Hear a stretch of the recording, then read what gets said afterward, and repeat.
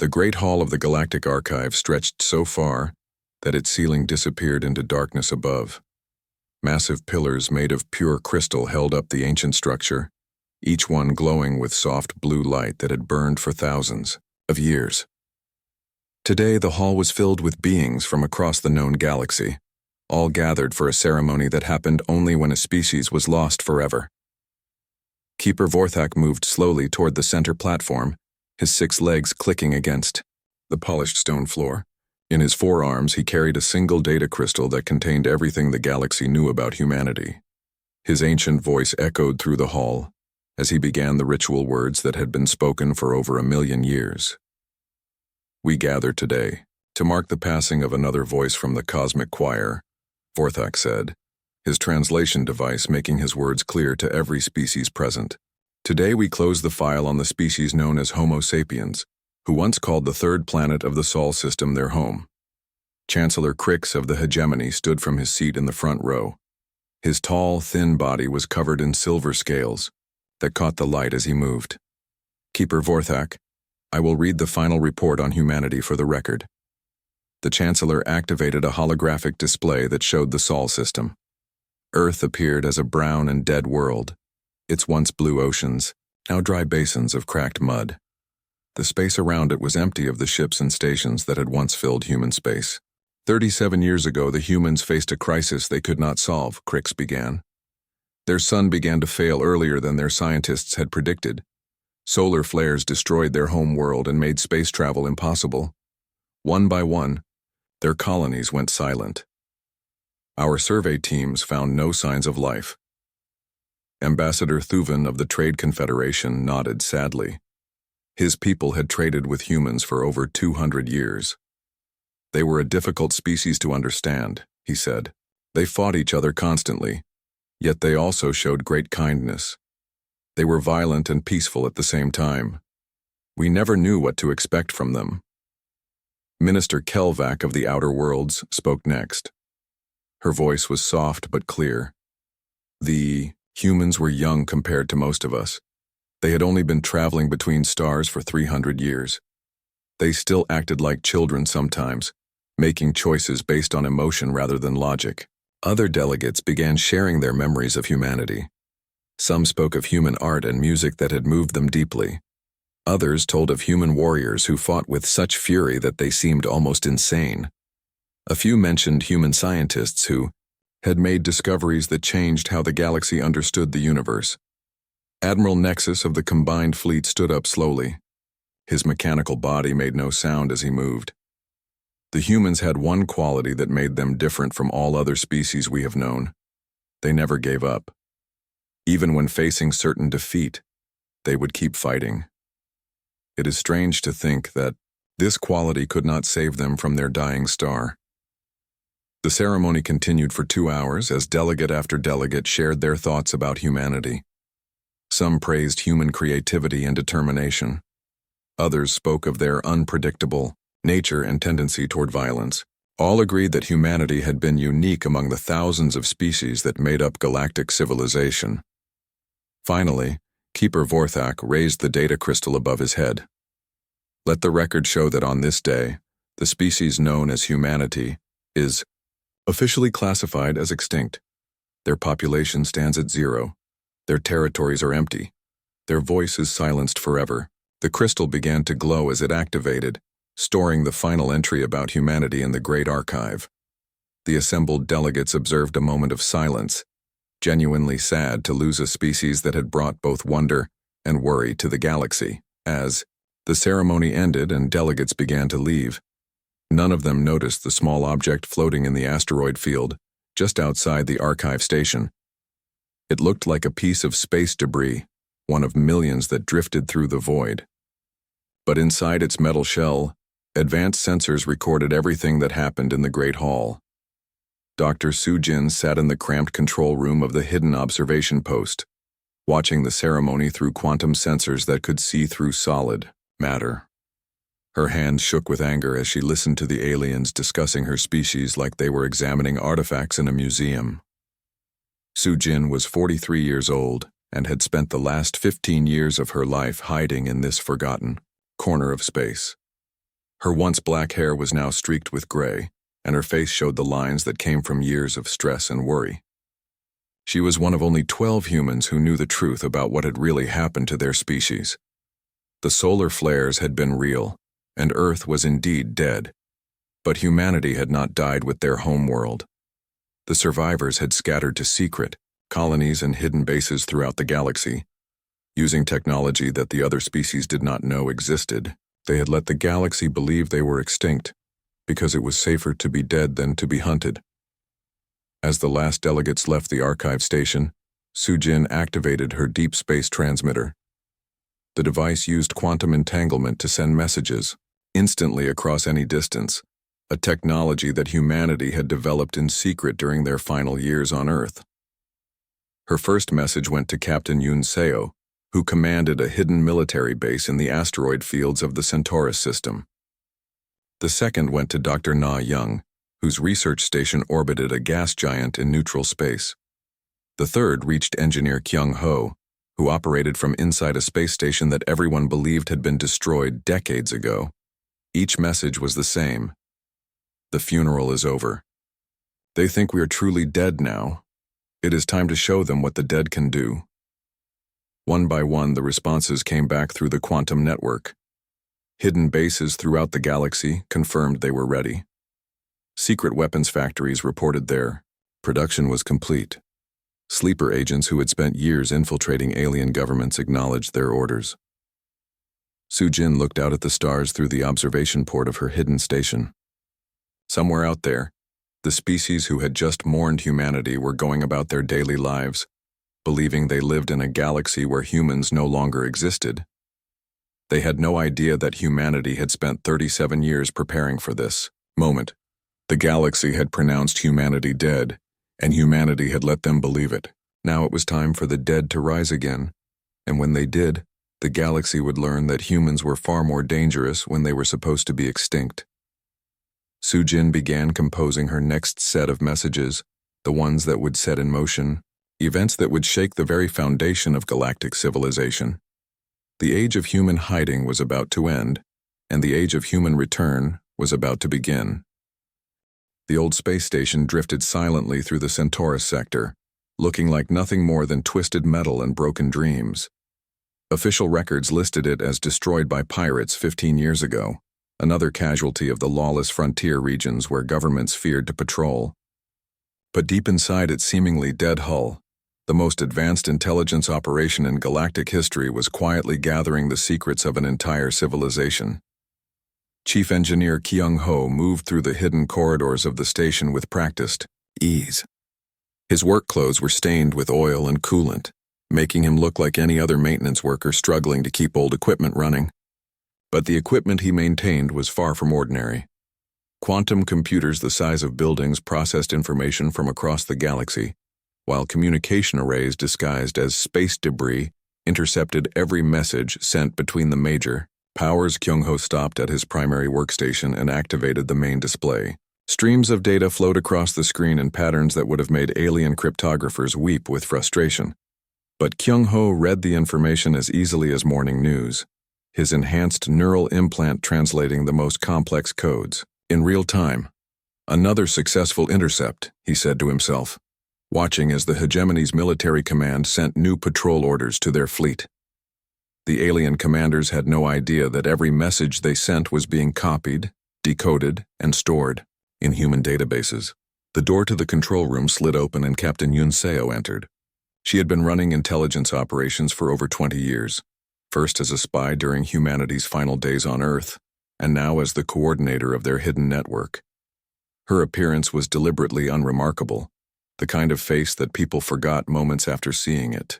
But her eyes held the sharp intelligence of someone who had spent decades learning how to stay invisible while seeing everything.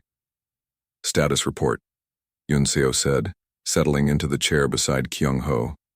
The galaxy is getting lazy, Kyung Ho replied, pulling up a summary of their latest intelligence. The hegemony hasn't updated their encryption protocols in 5 years.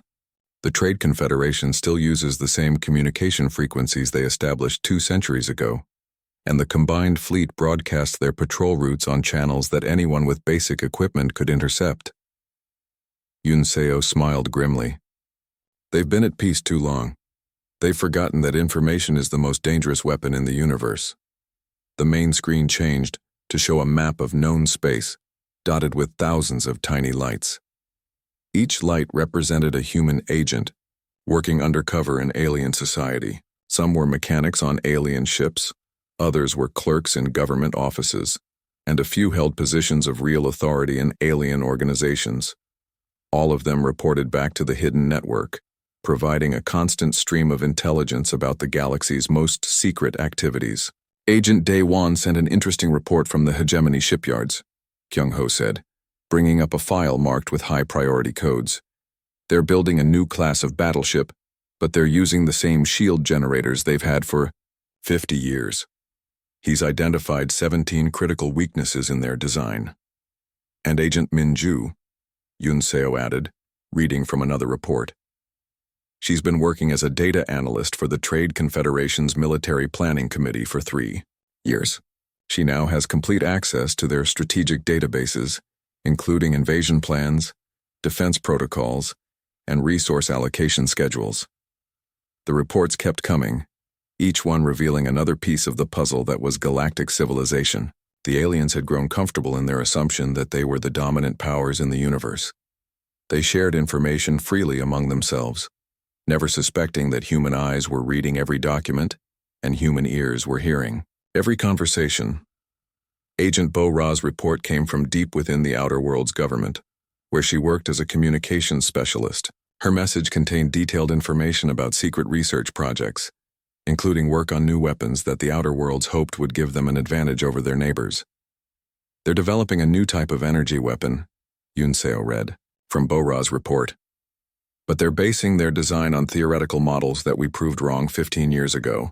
They're going to waste 5 years and billions of credits building weapons that won't work. Kyung-ho laughed quietly. Should we tell them? Let them learn the hard way, Yunseo replied. Their mistakes make our job easier. The intelligence network had taken decades to build, and every human involved had sacrificed their old life to make it work.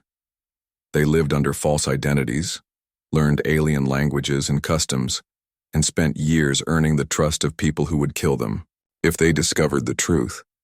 But the sacrifice was worth it, because knowledge was power, and power was what humanity needed to survive. From his position as a maintenance worker on the combined fleet's primary communications relay, Agent Jae-won had installed monitoring devices in every major system. The fleet commanders thought their messages were completely secure, but every order they sent was copied and forwarded to the human network within minutes. The combined fleet is planning major exercises next month, Kyung-ho said, reading Jae-won's latest report. They're going to simulate a defense of the core worlds against unknown attackers.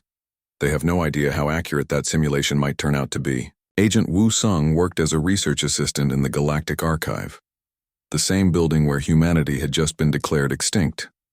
His position gave him access to historical databases that contained information about every species in the galaxy, including detailed studies of their psychology, culture, and military capabilities. Woo Sung found something interesting in the archive files, Yunseo said, bringing up a new report.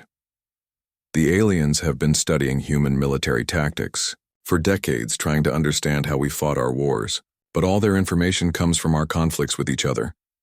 They have no data about how humans fight when we're united against a common enemy. Kyung-ho nodded grimly. They studied our civil wars and thought they understood us. They don't. Realize that humans fighting humans is completely different from humans fighting aliens. The two humans continued reviewing reports for hours, building a complete picture of galactic military capabilities, political tensions, and economic weaknesses. Every alien species had strengths and advantages, but they also had blind spots and vulnerabilities that humans had identified and cataloged. The beauty of being dead, Yunseo said as she prepared to leave, is that dead people don't pose a threat. They look right through us because they're not looking for ghosts. As night fell over the hidden station, Kyung-ho continued his work, processing intelligence that would have been worth fortunes to alien governments. But this information wasn't for sale.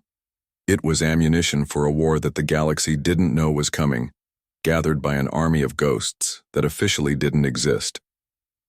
Outside the station, alien ships passed by regularly, their crews never suspecting that their most carefully guarded secrets were being stolen by the very people they had just finished mourning. The dead, it seemed, made excellent spies. The trading hub at Nexus Station buzzed with activity, as merchants from across the galaxy haggled over prices and exchanged goods that kept civilization running.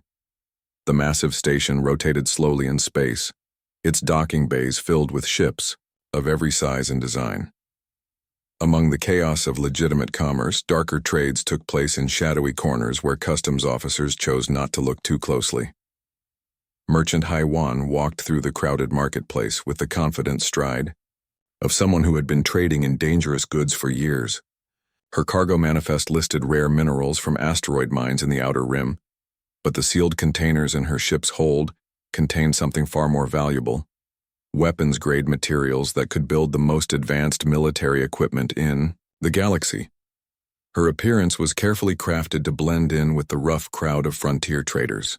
Her clothes were worn but practical, her hair was pulled back in a simple style, and her face bore the weathered look of someone who had spent years traveling between distant stars. Most aliens who met her forgot her within minutes, which was exactly how she wanted it. "Captain HFY," a voice called out behind her. She turned to see Trader Zilvex, a member of the Crystalline Republic whose transparent skin sparkled with internal light. "I have been hoping to speak with you about our upcoming transaction." "Of course, Trader Zilvex," HFY replied, her translation device giving her words the proper formal tone that crystalline culture required. "Shall we discuss business in private?" They moved to a quiet corner of the marketplace, away from the crowds of shoppers and the watchful eyes of station security. Zilvex activated a privacy shield that prevented their conversation from being overheard, but he had no way of knowing that HFY's neural implant was recording everything they said. "I represent certain interests within the Republic's defense ministry," Zilvex said quietly. "We require materials for a classified project. Your reputation for discretion precedes you." HFY nodded professionally. "I deal in many types of materials, some of which governments prefer to acquire quietly. What exactly are you looking for?" Zilvex produced a data pad containing a list of specifications. As HFY reviewed the requirements, her enhanced memory instantly recognized what they were building: advanced shield generators that would make crystalline ships nearly impossible to destroy. It was exactly the kind of technology that human intelligence needed to understand. "These materials are expensive and difficult to obtain," HFY said, though she already had everything Zilvex needed in her cargo hold. "I will need time to locate suppliers and arrange transport. We are prepared to pay premium prices for discretion and speed," Zilvex replied. "Our project timeline is quite urgent." As they negotiated the details of the transaction, HFY gathered intelligence that would be invaluable to human military planners. She learned about the Republic's defensive strategies, their industrial capacity, and their current level of military technology. All of this information would be transmitted to the hidden human network within hours. After concluding her business with Zilvex, HFY made her way through several other meetings with alien buyers.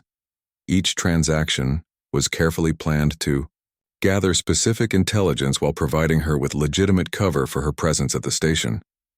Her next meeting was with Commander Thurok of the Hegemony Navy, who needed sensor equipment for new patrol ships. As they discussed technical specifications, HFY learned about the Hegemony's border security measures and their plans for expanding military patrols in contested regions. "The equipment must be able to detect cloaked vessels," Thurok explained. "We have received reports of ghost ships operating in our territory, but our current sensors cannot track them." HFY managed to keep her expression neutral, but internally she felt a moment of concern. The ghost ships were human vessels using advanced stealth technology, and if the Hegemony developed better sensors, it could compromise human operations throughout the galaxy. "I can provide sensor equipment that meets your specifications," she said carefully. "But I should warn you that truly advanced cloaking technology can be very difficult to detect. You may need to consider other security measures as well." The conversation continued for over an hour, with HFY gathering detailed information about hegemony security protocols while ensuring that the sensor equipment she sold them would have built-in limitations that prevented them from detecting human ships. Meanwhile, across the station in the Data Analysis Center, Wu Jin worked quietly at his terminal in the Galactic Commerce Registry. His official job was to track trade patterns and identify potential security threats. But his real purpose was to monitor the flow of military materials throughout the galaxy. Every purchase order, every shipping manifest, and every customs declaration passed through his terminal. Over the years, he had built a comprehensive database of who was buying what, where it was going, and what they planned to do with it. This information painted a detailed picture of galactic military preparations that no single intelligence agency could have assembled. Interesting, Wu Jin murmured as he reviewed the latest shipping data. The Trade Confederation just placed a massive order for weapon components, but they're having them delivered to civilian research facilities instead of military bases. They're trying to hide a military buildup by disguising it as scientific research. He made a note in his hidden files and continued analyzing the data streams. The patterns told stories that the aliens involved never intended to reveal. A sudden increase in medical supply purchases suggested military preparations. Changes in shipping routes indicated new strategic priorities. Even something as simple as increased food orders could reveal the location of secret bases. Back in the marketplace, HFY completed her final transaction of the day with Minister Kelvak of the Outer Worlds. The minister needed rare metals for what she claimed were infrastructure projects, but HFY recognized the materials as components for advanced weapon systems. "These metals are quite expensive," HFY said as they reviewed the order. "Are you certain that your infrastructure projects require such high-grade materials?" Minister Kelvak hesitated for a moment before responding. "The Outer Worlds face unique challenges. Our colonies are located in regions with extreme conditions that require the most durable construction materials available." It was a reasonable explanation, but HFY's experience told her that Kelvak was lying. The quantities and specifications suggested weapon manufacturing, not construction projects. This information would be valuable to human strategists planning for potential conflicts. As evening fell over Nexus Station, HFY returned to her ship and prepared for departure. Her cargo hold was now filled with alien currencies and trade, goods that would maintain her cover as a legitimate merchant. But more importantly, her ship's hidden data storage contained intelligence that would help humanity understand the military capabilities and strategic planning of every major galactic power. Before activating her ship's drive system, HFY transmitted a coded message to the Human Intelligence Network. The transmission was disguised as routine navigation data, but it contained detailed reports about everything she had learned during her stay at the station. Her message reached Captain Yun Seo within minutes. "Package delivered successfully," the coded report stated. "Customers are very interested in home security systems. Market research suggests they expect trouble in the near future, but are not sure where it will come from." Yun Seo smiled as she read the report. The alien powers were preparing for conflict, but they were preparing to fight each other, not humanity. They had no idea that their greatest threat was a species they believed was extinct, or that their most trusted suppliers were gathering intelligence for an enemy that officially didn't exist. As HFY's ship departed Nexus Station and jumped into hyperspace, she began planning her next trading expedition. There were more aliens to meet, more secrets to gather, and more weapons to place in the hands of people who would never suspect that they were arming their own future enemies. The galaxy's merchants were the lifeblood of civilization, carrying goods and information between distant worlds. But among them moved human agents who used trade as a cover for the greatest intelligence operation in galactic history. They were gathering the tools and knowledge that humanity would need when the time came to reveal that the dead could indeed rise again. The research station orbited the gas giant Kalos in the neutral zone, far from the busy shipping lanes and military patrols that crisscrossed civilized space. To any casual observer, it appeared to be a typical scientific facility studying atmospheric phenomena and exotic gases. But Dr. Na Young's laboratory contained secrets that would have shocked the galaxy's greatest minds. Deep within the station's shielded core, behind multiple layers of security that would have impressed the most paranoid. Military commanders Na Young worked on biological modifications that pushed the boundaries of what science thought possible. Her laboratory contained genetic samples from every major species in the galaxy, equipment for cellular restructuring that cost more than entire planets, and research data that represented decades of careful study. Na Young herself showed the effects of her own experimentation. At first glance, she appeared to be a typical human scientist, but closer examination would reveal subtle modifications to her bone structure, muscle density, and nervous system that allowed her to survive. In environments that would kill ordinary humans, she had used herself as the first test subject for technologies that would allow humans to infiltrate alien society. The laboratory's main display showed the current status of what Na Young called the sleeper network. Across the galaxy, over 300 humans lived under carefully constructed alien identities, working in positions of trust and responsibility within foreign governments, military organizations, and research institutions. Each one had undergone biological modifications that allowed them to pass as members of other species, even under medical examination. Captain Zhang Su arrived at the station aboard a transport ship that appeared to be carrying routine supplies. His crew consisted of 23 humans who had volunteered for the most dangerous assignment in their species' history: permanent biological modification that would allow them to live as aliens for the rest of their lives. "Dr. Na Young," Zhang Su said as he entered the laboratory, "my people are ready for the final procedures." Na Young nodded grimly. The process they were about to undergo was irreversible. Once modified, they could never return to fully human form. They would live and die as aliens, serving their species by pretending to be something else entirely. "Are they certain about this decision?" Na Young asked. "Once the genetic restructuring is complete, there is no going back. They will need to think, act, and even feel like members of their target species for the rest of their lives." "They understand the risks," Zhang Su replied. "They also understand the importance of what we're doing. These positions we've identified are critical to galactic security. Having our people in place could mean the difference between survival and extinction when the time comes." The first volunteer was a young woman named Yan He, who had trained for 5 years to become a perfect replica of a hegemony citizen. Her target identity was that of a junior officer in their military intelligence division, a position that would give her access to some of the galaxy's most sensitive information.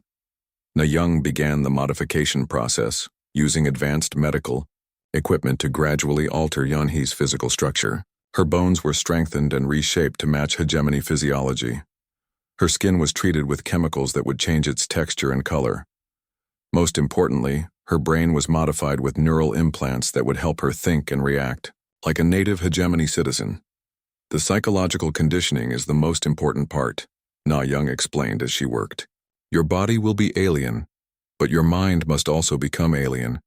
You must learn to hate what hegemony citizens hate, love what they love, and fear what they fear.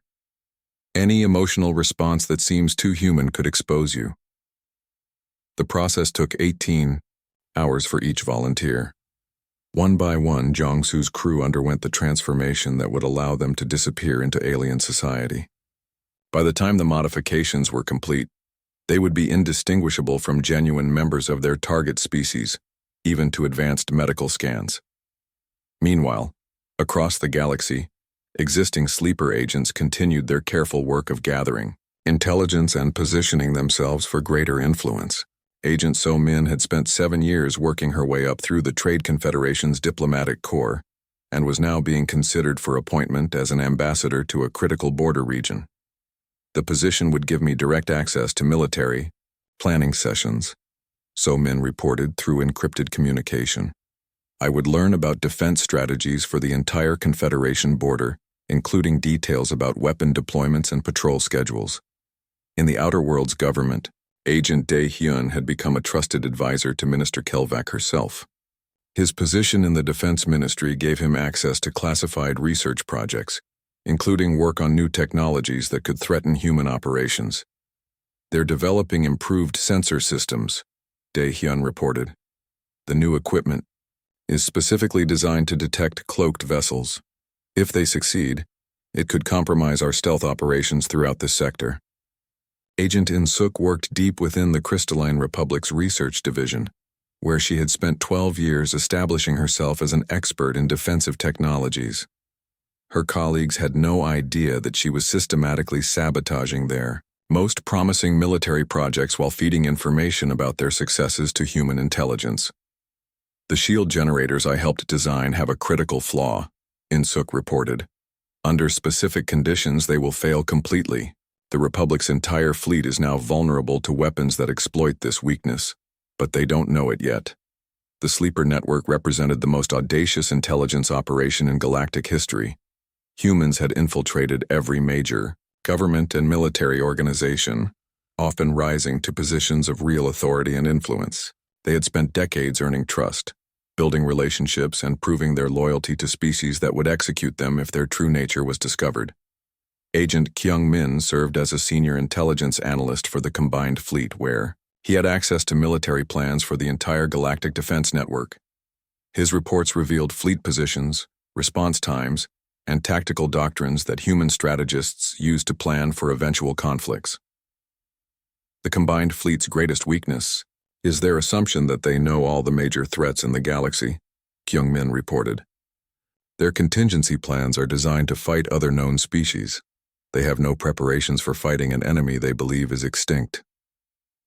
Back at the research station, Na Young completed the final modifications on Jong-su's crew and prepared them for insertion into their target societies. Each agent had new identity documents, carefully constructed personal histories, and memory implants that would help them maintain their cover identities under pressure. Remember, Na Young told them as they prepared to leave, your mission may last for decades. Some of you may live your entire remaining lives without ever revealing your true nature. The galaxy believes humanity is dead, and that belief is one of our greatest weapons. Never give them reason to doubt it. Agent Taejun, newly modified to appear as a member of the Archive Council, would work to influence how galactic history was recorded and preserved. Agent Su Bin would join the Hegemony, Navy as a tactical officer. Agent Min Kyung would become a research scientist in the Trade Confederation's weapons development program. Each agent understood that they were sacrificing their human identity for the greater good of their species. They would think alien thoughts, feel alien emotions, and make alien friends who would never know their true nature, but their sacrifice would give humanity eyes and ears in the highest levels of galactic government and military command. As Jong-su's crew departed the station on ships that would carry them to their new lives, Na Young returned to her laboratory to prepare for the next phase of the operation. The Sleeper Network was nearly complete, with agents positioned throughout galactic civilization like pieces on a vast chessboard. The aliens, who had just finished mourning humanity, had no idea that humans now served in their governments, commanded their ships, and influenced their most critical decisions. The dead, it seemed, made excellent advisors, especially when no one suspected they were listening. Dr. Na Young looked out at the stars through her laboratory window and smiled grimly. Phase 4 of humanity's return was now complete. Soon, it would be time for the galaxy to discover that their trusted friends and colleagues were not who they appeared to be. Ambassador So-Ra took her seat in the observers' gallery of the Galactic High Council, with the same calm confidence she had displayed for 7 years as the representative of the Kepler Federation. Her diplomatic credentials identified her as a member of a minor species from the frontier worlds, humanoid in appearance but genetically distinct from the humans that the galaxy had just finished mourning. The Great Council chamber buzzed with nervous energy as delegates arrived for an emergency session. Reports had been flooding in from across the galaxy for weeks, all describing the same disturbing pattern. Coordinated attacks on military installations, mysterious thefts of advanced technology, and the complete failure of security systems that should have been impossible to breach. Chancellor Crix called the session to order with obvious strain in his voice. His usually perfect composure was cracked by weeks of sleepless nights and unanswered questions. The hegemony prided itself on having the most advanced military in the galaxy, but their forces were being humiliated by an enemy they could not identify or locate. Fellow delegates, Crix began, we face a threat unlike any in recorded galactic history. An unknown force is conducting coordinated operations across multiple sectors, demonstrating technology and intelligence capabilities that exceed our current understanding.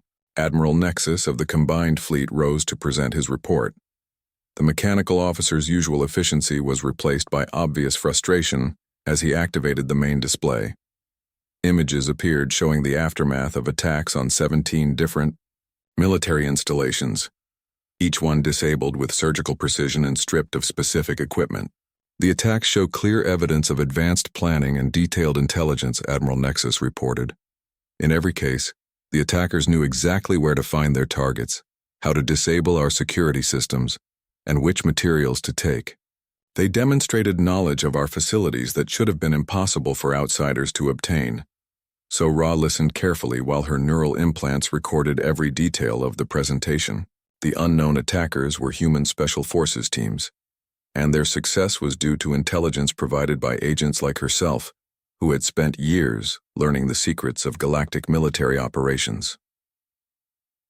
Minister Kelvac of the Outer Worlds stood, next, her voice tight with controlled anger. My government's research facilities have been systematically targeted. The attackers took specific components needed for advanced weapon systems while leaving everything else untouched. They knew exactly what they wanted and where to find it. The same pattern has been observed in Crystalline Republic territory, added Ambassador Thuven. Our shield generator facilities were penetrated by forces that somehow knew the location of every security checkpoint and the timing of every patrol shift. The reports continued for hours, as delegate after delegate described similar attacks throughout their territories. Each story revealed the same disturbing truth. The attackers possessed detailed intelligence about galactic military capabilities and used that knowledge to strike with devastating effectiveness.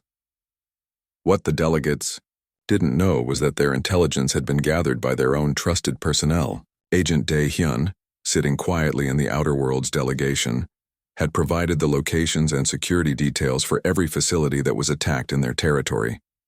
Agent In Suk had done the same for the Crystalline Republic. Agent Kyung Min had given human forces complete access to Combined Fleet operational schedules. We must consider the possibility, said Ambassador Druven of the Archive Council, that we are facing an enemy with the ability to read our thoughts or predict our actions through some unknown technology. So Ra almost smiled at the irony. The aliens were so convinced of their own superiority that they preferred to believe in impossible mind-reading technology rather than consider that their security had been compromised by old-fashioned espionage. Chancellor, Crix activated a privacy shield around the entire chamber before continuing. What I am about to share with you is classified at the highest levels. Our intelligence agencies have recovered genetic material from several attack sites. The biological analysis has yielded impossible results. The chamber fell silent as every delegate leaned forward to hear what could have shaken the Chancellor so badly. So Ra felt her heart rate increase slightly as she realized that human forces had been less careful about leaving evidence than they should have been. The genetic analysis indicates that the attackers are human, Crix announced. The reaction was immediate and explosive. Delegates leaped from their seats, their various forms of vocal communication creating a cacophony of disbelief and outrage. Translation devices struggled to keep up as dozens of species expressed their shock in languages that had no common words for the concepts being discussed. Impossible, shouted Ambassador Thuven over the noise. We verified their extinction ourselves. We have confirmed reports from multiple sources. There are no humans left alive anywhere in the galaxy. The genetic evidence is conclusive, Admiral Nexus replied, his mechanical voice cutting through the chaos. The biological samples match, archived human DNA with complete accuracy. Somehow, somewhere, humans have survived their supposed extinction. So Ra maintained perfect diplomatic composure, while internally acknowledging that the moment she had been preparing for during 7 years of careful preparation had finally arrived. The galaxy's greatest secret was about to be revealed, and she was positioned at the center of the storm that would follow. Security Chief Mordak, who had remained silent throughout the presentations, finally stood to address the chamber. His 6 eyes swept across the assembled delegates as he prepared to deliver information that would shake the foundation of galactic civilization. Distinguished colleagues, the implications of human survival extend far beyond simple intelligence. Failures. If humans are alive and possess the capabilities we have observed, then they have been planning these operations for decades. The level of intelligence and coordination required suggests a conspiracy of unprecedented scope. The chamber fell silent again as delegates began to understand what Mordak was suggesting. If humans were alive and had been conducting intelligence operations for decades, then everything the galaxy thought it knew about recent events needed to be reconsidered. "Are you suggesting," asked Minister Kelvac slowly, "that humans have been infiltrating our governments and military organizations, while we believe them to be extinct?" "I am suggesting," Mordak replied, "that we may need to examine the loyalty and identity of every individual who has access to sensitive information. If humans can conduct coordinated attacks across the galaxy, they can certainly place agents in positions of trust." So Ra felt a chill as she realized that her cover might not survive the investigation that was about to begin. But she also felt excitement, because the final phase of humanity's plan was now beginning. The galaxy was about to learn that their trusted friends and colleagues might not be who they appeared to be. Chancellor Crix called for order as the chamber erupted into confused discussions. "Security Chief Mordak will coordinate a comprehensive review of all personnel with access to classified information. We will identify and eliminate any human infiltrators who may be working within our organizations." "And what about the attacks themselves?" demanded Admiral Nexus. "How do we defend against an enemy we cannot find or identify?" "We increase security at all critical facilities," Crix replied. "We change all access codes and patrol schedules. We implement new identification procedures that cannot be compromised, and we prepare our fleets for the possibility that humanity has somehow developed military capabilities that exceed our own." As the session moved toward adjournment, Sora activated a quantum transmitter hidden in her diplomatic badge. Her message would reach the human command network within seconds, informing them that their secret was now known and that the galaxy was preparing to hunt for human infiltrators. But the message she sent was not a call for help or an urgent warning. Instead, it contained only 4 words that would trigger the final phase of humanity's return. "The masquerade is over." Across the galaxy, hundreds of human agents received the same signal simultaneously. In government offices, military bases, research facilities, and diplomatic stations, people who had lived as aliens for years began to prepare for the moment when they would reveal their true nature. The galaxy had just learned that humanity was not extinct. Soon, they would discover exactly how much humanity had learned about them during the decades of their supposed death. The age of human hiding was about to end, and the age of revelation was about to begin. As delegates filed out of the chamber, making urgent calls to their home governments and military commanders, Sora remained in her seat, watching them with eyes that no longer needed to hide their intelligence. Tomorrow, the galaxy would begin searching for human infiltrators. But they were already too late to prevent what was coming.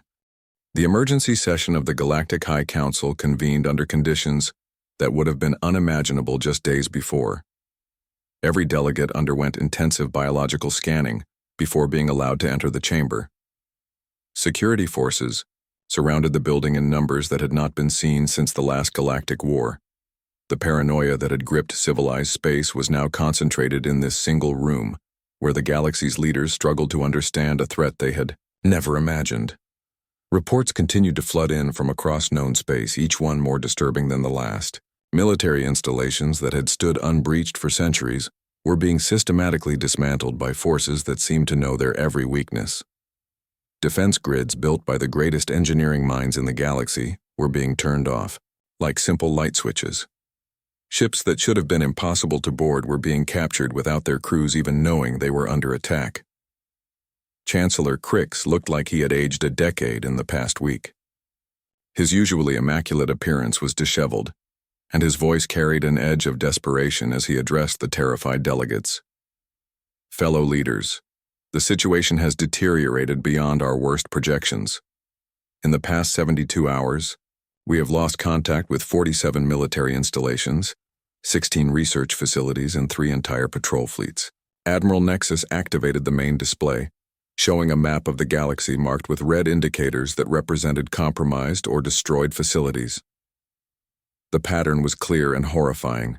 Every major military asset was either under attack or had already fallen to the mysterious enemy. The attackers are not merely stealing equipment or gathering intelligence, Admiral Nexus reported, his mechanical voice struggling to convey the magnitude of the disaster.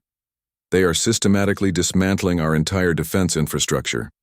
Our response times have been reduced to 0 because our communication networks are compromised. Our patrol schedules are meaningless because the enemy knows them before we do. Ambassador Thuvan of the Trade Confederation stood with visible effort, his normally steady voice shaking with barely controlled panic.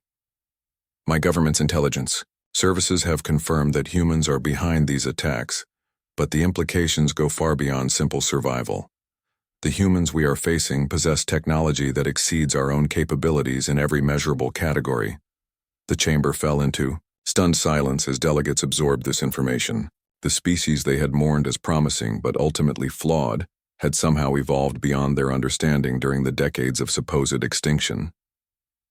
Minister Kelvac of the Outer Worlds broke the silence with a question that everyone was thinking. But no one wanted to ask, if humans have been planning these operations for decades while we believed them extinct, how many of our own people might actually be human infiltrators? The question hung in the air like a toxic cloud. Every delegate looked around the chamber with new suspicion, wondering if the colleagues they had worked with for years might be members of a species that was supposed to be dead. Security Chief Mordak stood slowly, his multiple eyes scanning the assembled delegates with obvious calculation. Our preliminary investigations have revealed disturbing possibilities. Personnel records that we never questioned may contain falsified information. Trusted individuals in critical positions may not be who they claim to be. Before anyone could respond, every screen in the chamber activated simultaneously without authorization. The familiar face of Admiral Jinnah appeared on the displays, her image clear and confident despite the impossible nature of her transmission. Behind her, the bridge of a starship was visible, but its design was unlike anything in the galactic databases. Honored delegates of the Galactic High Council, Admiral Jinnah began. Her words automatically translated into every language represented in the chamber. I am Admiral Jinnah of the Human Stellar Defense Force. 37 years ago, you declared my species extinct and recorded our deaths in your archives. Today, we return to correct that misconception. The reaction in the chamber was immediate and chaotic. Some delegates fled toward the exits only to find them sealed by security systems that no longer responded to their commands. Others shouted questions and demands that went unanswered. A few simply sat in stunned silence, finally understanding the magnitude of what they were facing. Your security systems are under our control, Admiral Jinnah continued calmly, waiting for the noise to subside. Your communication networks carry our messages. Your databases contain our modifications. For over 3 decades, we have prepared for this moment while you mourned us as a tragedy of natural selection. Chancellor Crix found his voice first, though it came out as barely more than a whisper. How many of you survived? Where have you been hiding? We never hid, Chancellor, Admiral Jinnah replied with a slight smile. We simply let you believe what you wanted to believe. Your assumption of our extinction became our greatest protection and your greatest vulnerability. The chamber's secondary displays activated, showing images from across the galaxy. Human ships appeared in orbit around every major world simultaneously, their presence clearly coordinated and planned for decades. But these were not invasion fleets preparing for bombardment. Instead, they maintained defensive positions that demonstrated capability without threatening immediate destruction. Dr. Sujin, who observed your funeral ceremony for our species, will now address your concerns about our survival, Admiral Jinnah said, as the main display shifted to show the elderly scientist who had spent decades monitoring galactic communications, Su. Jin appeared older and more weathered than when she had watched humanity's official extinction, but her eyes held the sharp intelligence of someone who had orchestrated one of the greatest deceptions in galactic history. For 37 years I have listened to your discussions about human nature, your theories about our weaknesses, your assumptions about our limitations. You studied the humanity that lived in peace and prosperity. Today, you meet the humanity that survived in the shadows. Ambassador So-Ra stood in the diplomatic gallery, no longer maintaining the biological disguise that had hidden her true nature for 7 years. My name is So-Ra, and I have served on this council as your colleague and advisor. I represent not the Kepler Federation, but the survivors of humanity who chose patience over vengeance. The revelation sent new shockwaves through the chamber. If one human had infiltrated the council itself, how many others occupied positions of trust throughout galactic civilization? The implications were staggering and terrifying. Throughout your territories and your governments, your military forces, and your research institutions, humans have served faithfully while you believed us extinct. So-Ra continued. We learned your languages, adopted your customs, and earned your trust. We did this not to deceive you, but to understand you. Admiral Jin-Ah resumed control of the transmission. We possess complete intelligence about your military capabilities, your economic systems, your political structures, and your strategic planning. We know your strengths and your weaknesses better than you know them yourselves. What do you want from us? Chancellor Crix managed to ask, his voice barely audible above the background noise of panicked conversations. Recognition, Admiral, Jin-Ah replied simply. Acknowledgement that humanity exists and deserves a place in galactic civilization. Reparations for the colonies you abandoned when you believed we were dying.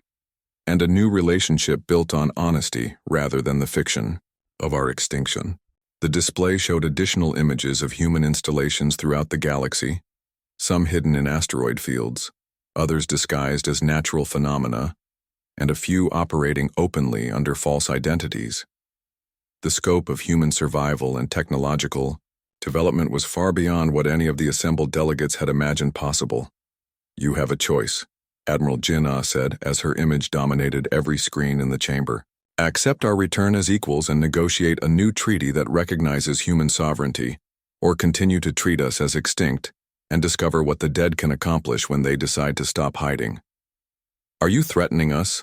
Admiral Nexus asked, his mechanical voice carrying undertones of both fear and anger. We are offering you an opportunity, Admiral Jin-Ah replied calmly. The same opportunity you would want if your positions were reversed. We could have revealed ourselves through conquest and destruction. Instead, we chose to demonstrate our capabilities and offer negotiation. Minister Kelvac spoke into the stunned silence that followed. How do we know you won't use your infiltrators to destroy us from within now that your presence is known? Because destruction was never our goal, Dr. Su-Jin answered. If we wanted to destroy galactic civilization, we could have done so years ago. Our agents have had access to your most critical systems for decades. We chose preservation over destruction, just as we chose patience over immediate revenge. The truth of her words was undeniable. If humans had wanted to cause maximum damage, they could have sabotaged critical infrastructure, assassinated key leaders, or triggered conflicts between alien species. Instead, they had chosen to reveal themselves through demonstration rather than devastation. Chancellor Crix looked around the chamber at his fellow delegates, seeing the same mixture of fear, confusion,